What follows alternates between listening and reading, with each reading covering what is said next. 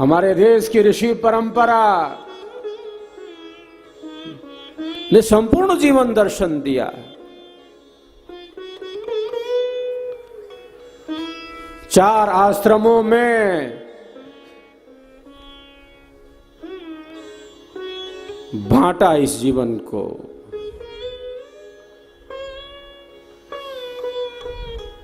मनुष्य की आयु को कहा शतायु, 100 वर्ष की आयु कहा। हम वेद में क्या कहते हैं, वेद मंत्र में हम क्या बोलते हैं? जीवेम सरदा सतम। हम मंत्रों में क्या कामना करते हैं? हम यज्ञ हवन में हम 100 वर्ष तक जिए।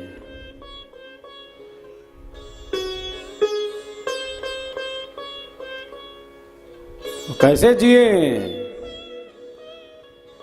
सुखपूर्वक जिए, हमारा शरीर स्वस्थ रहे। अनेक मंत्र हैं वेदों में और उन मंत्रों से हम प्रार्थना करते हैं। ऋषियों ने ये प्रार्थना की है, 100 वर्ष तक देखें, 100 वर्ष तक सुने, 100 वर्ष तक हमारी वाणी में शक्ति हो, हमारे विचारों में शक्ति हो, हमारी क्रिया में शक्ति हो। मनुष्य की आयु को ऋषियों ने कहा 100 वर्ष। सेंचुरी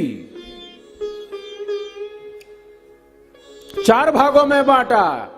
ब्रह्मचर्य, गृहस्थ, वानप्रस्थ और सन्यास, 4 आश्रम दिए। वो जीवन की वह विधि है, कैसे जीना, संसार में कैसे रहना, वो भारत सिखलाता है, भारत बतलाता है कैसे रहना है। घर में कैसे रहना है, परिवार में कैसे जीवन यापन करना है, क्या दृष्टिकोण होना चाहिए जीवन के प्रति, और कैसे आयु को पूर्ण करना है। 4 आश्रम बनाए, ब्रह्मचर्य, गृहस्थ, वानप्रस्थ और सन्यास।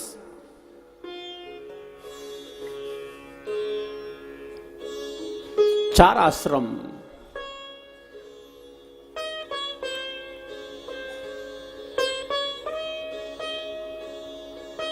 और 25-25 वर्ष में चारों को बांटा।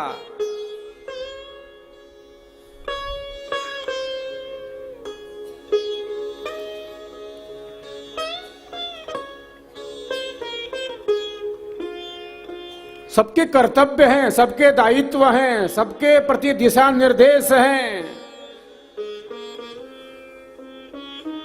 सबके प्रति एक दृष्टि है, एक बोध है।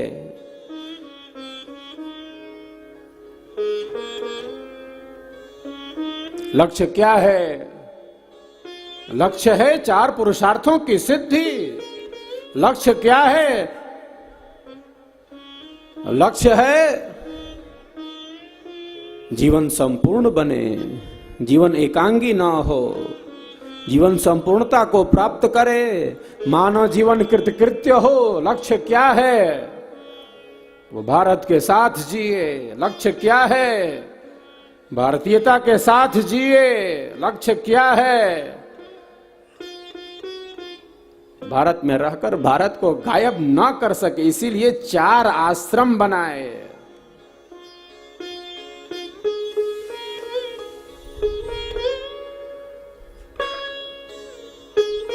यूं ही नहीं बह सकते नदी में लकड़ी के टुकड़े की भांति।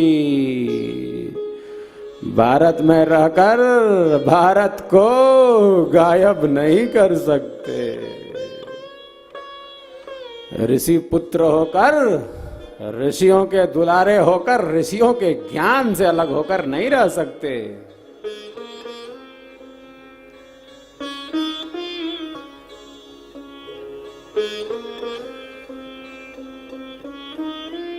4 विधान हैं। अश्वरवेद में हमारे सदगुरुदेव ने स्पष्ट वर्णन किया। इतनी अद्भुत व्यवस्था, इतना अद्भुत मार्गदर्शन मिला है हमें इन 4 आश्रमों के द्वारा अपने जीवन को गतिमान बनाने का।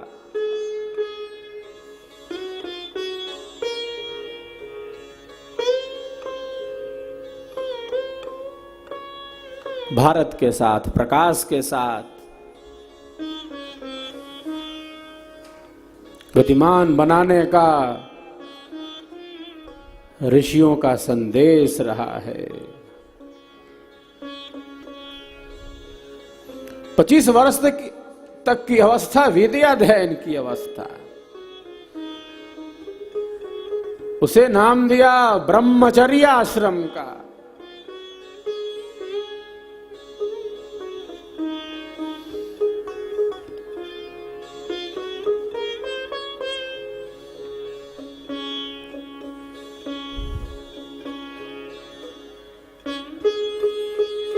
जन्मना जन्मना जायते शूद्रः, जन्मना जन्मना जायते शूद्रः, संस्कारात् द्विज उच्यते। क्या कहा?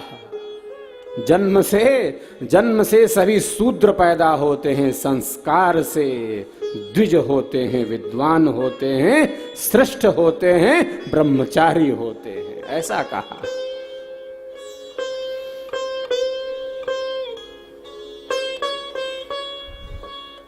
और कुछ ऐसे विलक्षण भी होते हैं, कुछ ऐसे भी होते हैं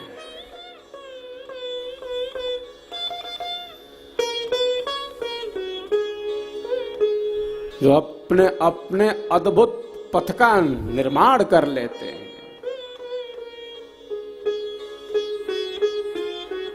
ब्रह्मचर्य आश्रम है जहां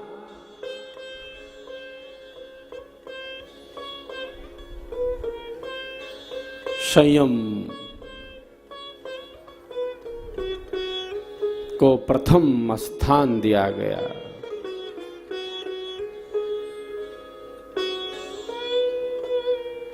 जीवन के हर मोड़ पर आवश्यकता विवेक की ही है, आवश्यकता ज्ञान के प्रकाश की ही है।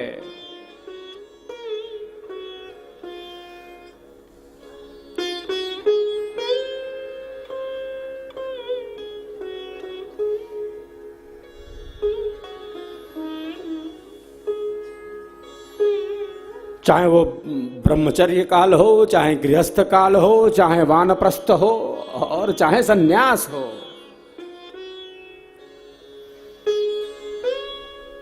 विवेक का बल प्रथम है, ज्ञान ही प्रथम है।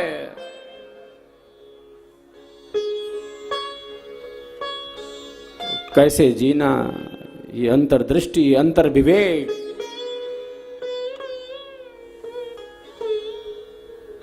सहज बोधगम्यता के साथ हमारे जीवन के पथ को निरंतर गतिमान रखे।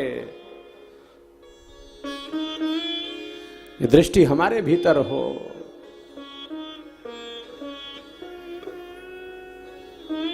गृहस्थ आश्रम को सर्वश्रेष्ठ आश्रम कहा गया, जहां एक साथ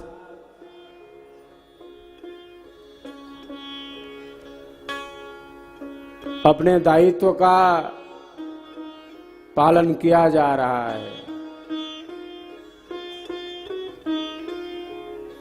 और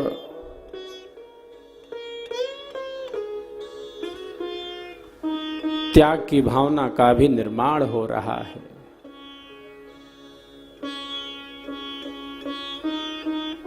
गृहस्थ त्याग अंतर करे, बाहर संग्रह पंत।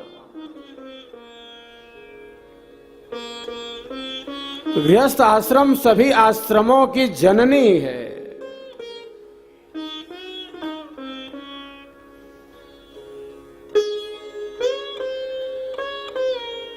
सभी आश्रमों में श्रेष्ठ आश्रम है गृहस्थ आश्रम।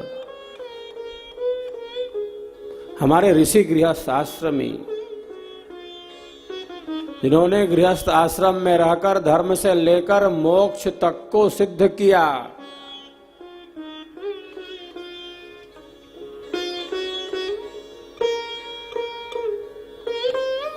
विरक्त की भी परंपरा है, श्रेष्ठ परंपरा है, सम्मानीय परंपरा है, पूज्य परंपरा है। विरक्त के समस्त भाव हैं, गुण हैं, कर्म हैं, स्वभाव हैं, तो बड़ी सम्मानीय परंपरा है। एक संत गृहस्थ संत हैं। स्वरवेद में सदगुरु देव ने क्या कहा? एक जो संत हैं वो गृहस्थ संत हैं, और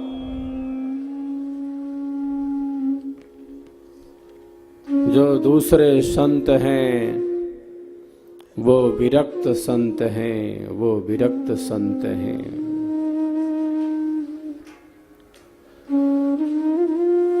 तो दोनों परंपराएं हैं यहाँ, दोनों संत हैं यहाँ। बस जीवन की वह दृष्टि चाहिए, जीवन का वह विवेक बल चाहिए। मैं बराबर कहता रहता हूं, गंगा में स्नान करना है,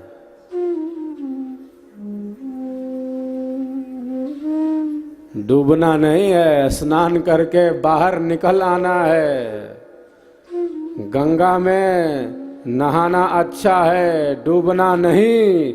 शरीर में रहना है, संसार में रहना है, घर में रहना है, परिवार में रहना है, इसमें डूब नहीं जाना है, इसमें डूब नहीं जाना है साहब। इसमें रहते हुए इससे बाहर निकल आना है।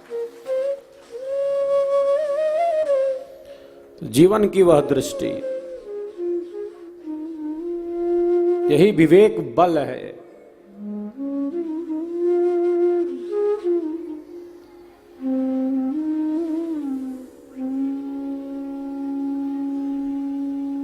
लक्ष्य के साथ जीना है, लक्ष्य भूल न जाए।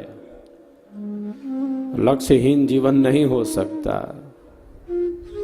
अर्थ और काम जीवन नहीं हो सकता। जीवन यहीं तक सीमित नहीं हो सकता, जीवन एकांगी नहीं हो सकता।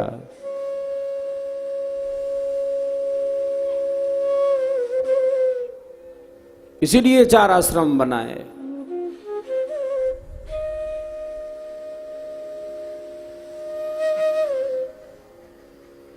गृहस्थ जो संत है वो घर में रहते, परिवार में रहते, वो किस तरह वानप्रस्थी हो जाता है और सन्यासी भी हो जाता है। यह भी खेल बड़ा निराला है।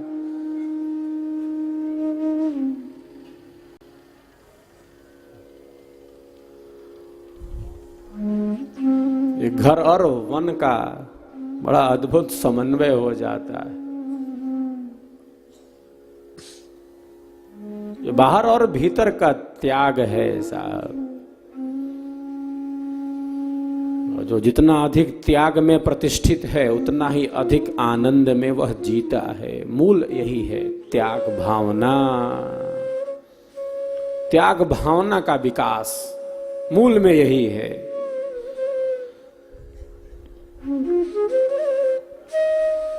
मैं और मेरा से ऊपर उठ जाना। ईशावास्योपनिषद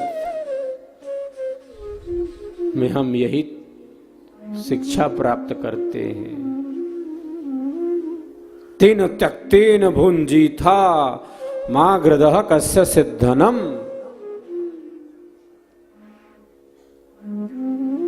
ईशावास्यमिदं सर्वं यत् किंच जगत्यां जगत् तेन त्यक्तेन भुंजीथा माग्रदः कस्य सिद्धनम।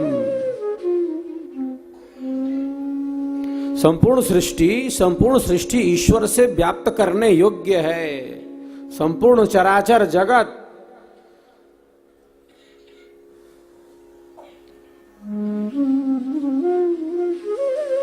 जो कुछ भी हमें प्राप्त है मूल में ईश्वरी कृपा का ही आधार है। कैसे भोगेंगे? मैं और मेरा से ऊपर उठकर त्याग पूर्वक उपभोग।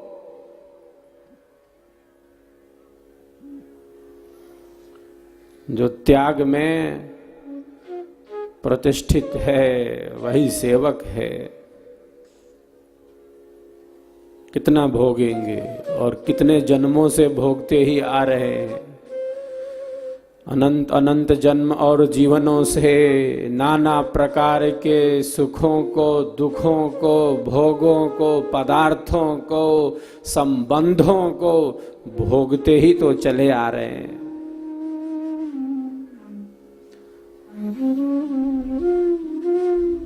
भोगते ही तो आ रहे हैं। एक बार आए हैं माँ के गर्भ में और एक बार छूटा है शरीर, एक बार बहे जा रहे हैं, चले जा रहे हैं।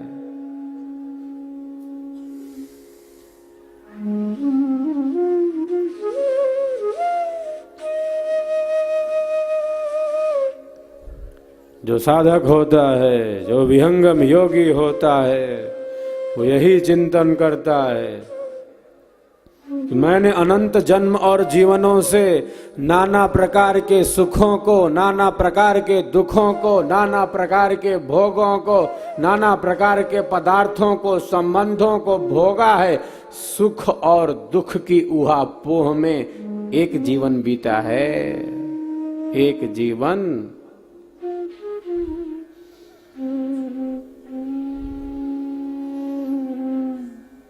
जिंदगी जीने में ही जिंदगी बीत जाती है। जीवन जीने में ही जीवन चला जाता है। एक जीवन बीता है, बीत रहा है। क्या चिंतन करता है? ये जो जीवन है, सुख दुख की उहापोह में व्यतीत नहीं हो सकता। ये जीवन यूं ही नहीं बीत सकता।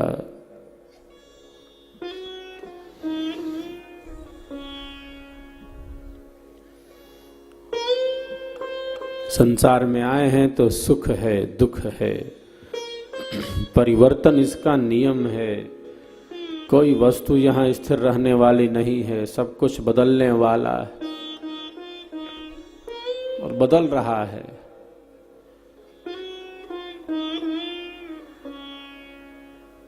ये धूप छांव है, ये गुलाब का फूल है और इसी फूल में कांटे लगे हैं।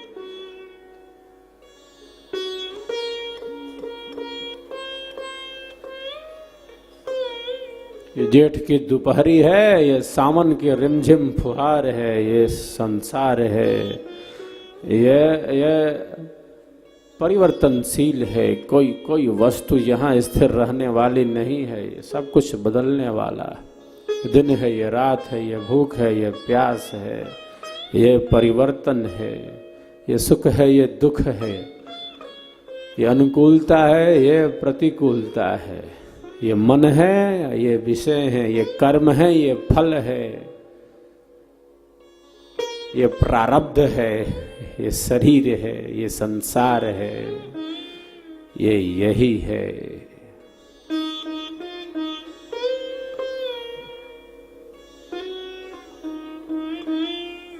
ये हमारे कर्मों का ही संसार है। ये हमारी दृष्टि का ही संसार है। ये हमारी सोच का ही संसार है। ये हमारे मन का ही संसार है। ये हमारे मन की ही माया है।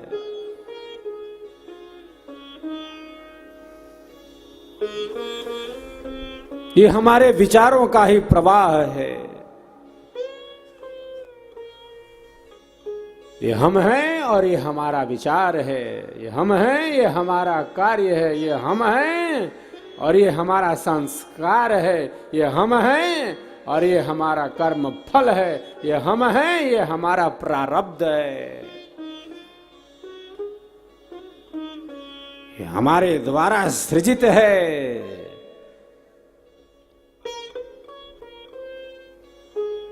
ये हमारे कर्म हैं, ये हमारे फल हैं, ये हमारी क्रिया है, ये हमारा व्यवहार है, ये हमारा कर्माशय है, ये कर्मकोश है, ये हमारा प्रारब्ध है, ये हमारा क्रियमाण है, ये हमारा संचित है, ये हमारा कर्म है और फल है। हम भोग रहे हैं, हम प्रतिपल कर्म कर रहे हैं।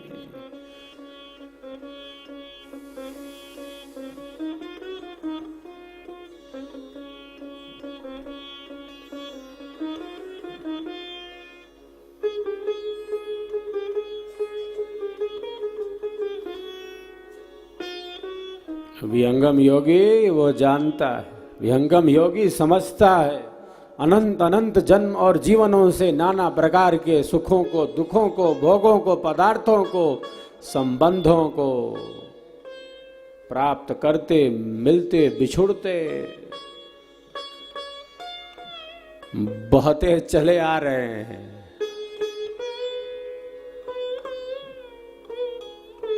बहे जा रहे,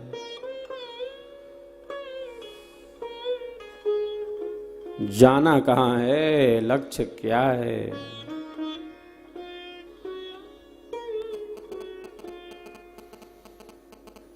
विहंगम योगी यही चिंतन करता है, एक साधक यही चिंतन करता है और उसकी चेतना का आध्यात्मिक विकास होने लगता है।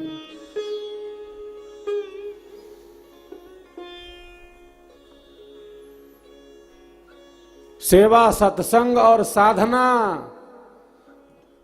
उसके विचारों को स्थिरता प्रदान करने लगती है। उसकी चेतना शरीर से ऊपर उठने लगती है। वो जान लेता है, उसका विवेक जागृत हो जाता है। वो जान लेता है कि लक्ष्य क्या है और कैसे चलना है। और दृढ़ संकल्पवान हो जाता है और दृढ़ संकल्प के द्वारा वह अपने पथ पर गतिमान हो जाता है और लक्ष्य की तरफ गतिमान ही रहता है। हम सब चल रहे हैं उस पथ पर, कोई आगे है, कोई पीछे है। एक भक्त हैं आर्त, एक हैं जिज्ञासु, एक हैं अर्थार्थी और एक हैं ज्ञानी भक्त। चल तो रहे हैं सभी भक्त और चलते ही रहेंगे और चल ही रहे हैं। वह सत्ता हमारे योग क्षेम का वहन कर ही रही है और करती ही रहेगी। लक्ष्य तो अमृत का है, संकल्प उसका है और हम चलते रहेंगे। बेड़ा पार कराने वाला वह सद्गुरु हमारा है।